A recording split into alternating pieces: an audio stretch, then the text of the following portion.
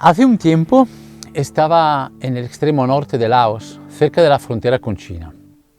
Había llegado hasta una montaña bastante aislada, porque el día siguiente quería subir para visitar una pequeña comunidad que vive lejos de todo, lejos de las carreteras, lejos de ruido.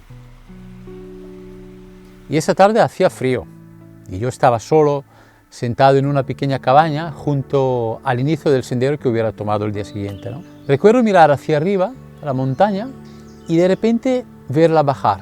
Era una mujer mayor, llevaba una cesta de mimbre en la espalda, llena de madera. Se acercó y me miró, sonrió, y sin decir una sola palabra empezó a hacerme fuego. No hablábamos ningún idioma en común, 0 palabras, y aún así, aquella noche, una mujer a la que nunca había visto me recordó algo que terminó cambiando una decisión importante de mi vida.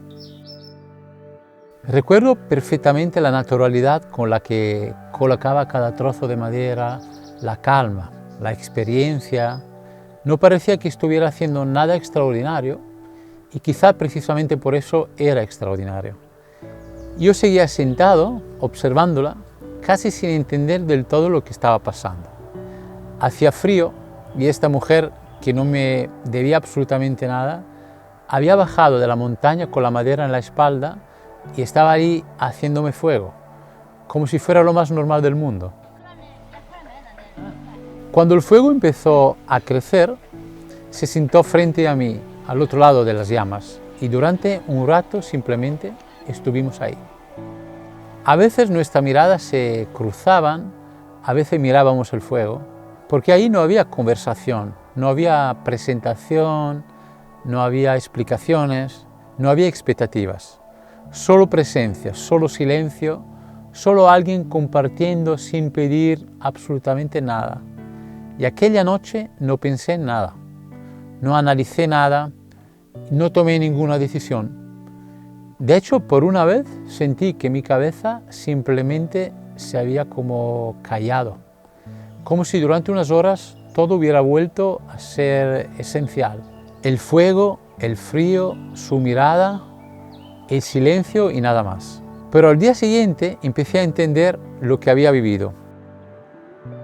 Y mientras seguía mi camino por Laos, empecé a mirar de otra manera una situación que llevaba semanas acompañándome en Barcelona. Con un grupo de músicos con los que trabajo, personas que se habían apuntado para aprender algo que para mí siempre ha significado mucho, que es tocar música juntos, escucharse, estar presentes. Antes de irme de viaje, incluso le propuse algo sencillo. Aunque yo no estuviera ahí, podían seguir reuniéndose en mi estudio, seguir tocando, seguir cuidando lo que habíamos construido juntos. Pero poco a poco empecé a notar algo que me costaba aceptar, en realidad. No era falta de talento, ni siquiera ninguna mala intención, por supuesto. Era algo más silencioso. Faltaba presencia, faltaba compromiso, faltaba esa energía mínima que la música para mí merece. Yo seguía intentando entenderlo, seguir siendo flexible, seguir como justificándolo. Pero después de aquella noche, algo había cambiado dentro de mí. Porque cuando alguien que no te conoce de nada te da tanto, sin decir absolutamente nada, empiezas a ver con mucha más claridad todo lo demás. Recuerdo pensar, ¿cómo puedo aceptar tan poco cuando acabo de vivir algo tan verdadero?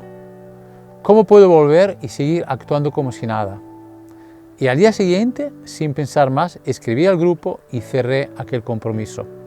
No por enfado ni por orgullo, sino porque aquella mujer, sin saberlo, me recordó algo que no podía volver a negociar.